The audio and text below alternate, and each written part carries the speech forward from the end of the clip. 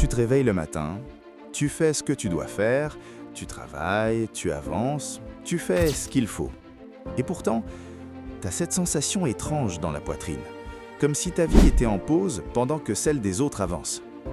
Si tu te dis souvent « je fais des efforts mais rien ne change » ou « j'ai l'impression d'être coincé dans une boucle », alors écoute-moi bien, parce que ce sentiment-là, ce n'est pas un manque de volonté. Et surtout, ce n'est pas ta faute. Écoute, si tu te sens bloqué aujourd'hui, il y a de grandes chances que tu t'en veuilles. Tu te dis peut-être « je devrais être plus discipliné, je devrais savoir quoi faire, à mon âge, je devrais être plus loin ». Voilà le truc. La majorité des gens qui se sentent bloqués sont en réalité des gens responsables, consciencieux, intelligents. Mais on t'a jamais expliqué comment le blocage fonctionne vraiment. Et c'est là que ça devient vraiment intéressant. L'idée reçue numéro 1, c'est celle-ci. Si tu es bloqué, c'est parce que tu ne fais pas assez d'efforts. C'est faux.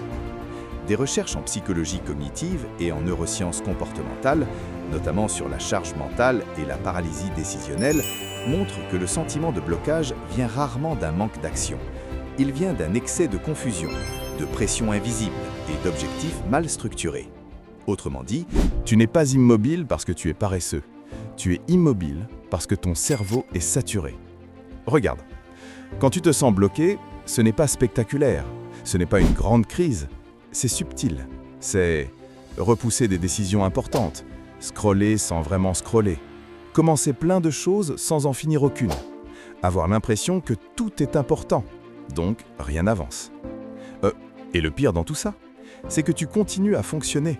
Tu vas au travail, tu réponds aux messages, tu fais le minimum nécessaire, mais à l'intérieur, tu sais que tu n'avances pas vers la vie que tu veux vraiment. Prenons un exemple très simple. Imagine quelqu'un qui travaille depuis 5, 7, 10 ans. Pas un mauvais job, pas un job horrible non plus. Mais chaque année, il se dit « encore un peu et je ferai autre chose ».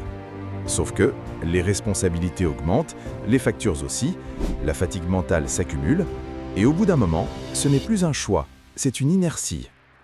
Ce n'est pas que cette personne ne veut pas changer, c'est qu'elle ne sait plus par où commencer sans tout risquer. Là, tu te dis peut-être « ok, mais certains réussissent quand même, pourquoi pas moi ?»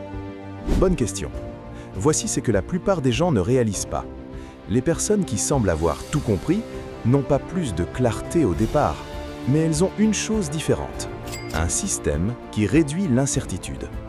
Et toi, on t'a appris à faire l'inverse. Le point important, c'est que le cerveau déteste l'ambiguïté.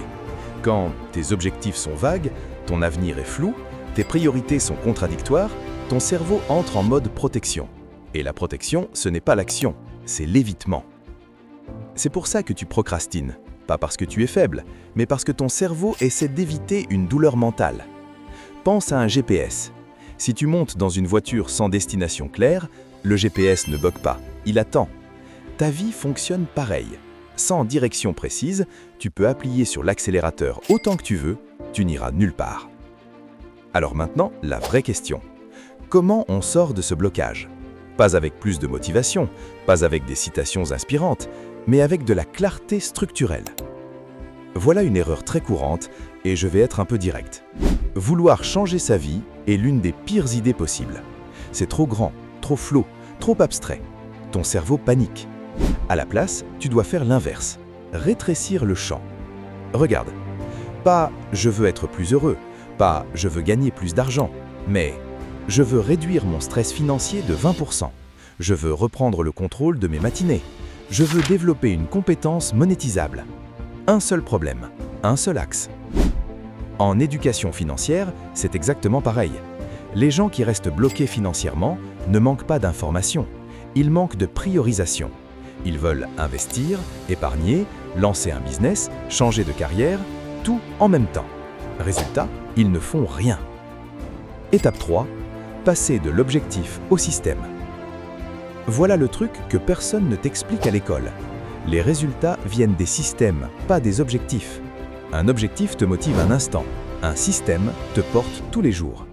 Exemple, objectif, gagner plus d'argent. Système, 1 heure par jour pour développer une compétence rare. Étape 4, réduire les décisions. Souviens-toi de ça. Chaque décision fatigue ton cerveau. Si chaque jour tu dois te demander « quand je commence ? Par quoi je commence ? Est-ce que ça vaut le coup ?»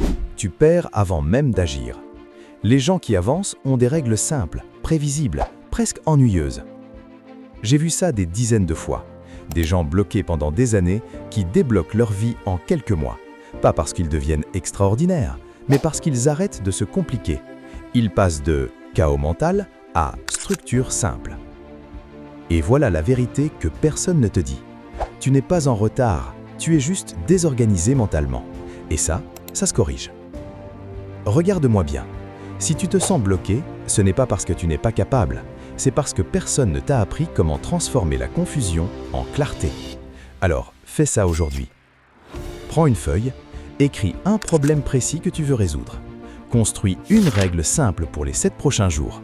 Pas pour toute ta vie, juste pour une semaine. Et si cette vidéo t'a parlé, like-la, sauvegarde-la et partage-la à quelqu'un qui se sent bloqué en silence. Parce que maintenant, tu sais une chose essentielle. Ce n'était jamais ta faute.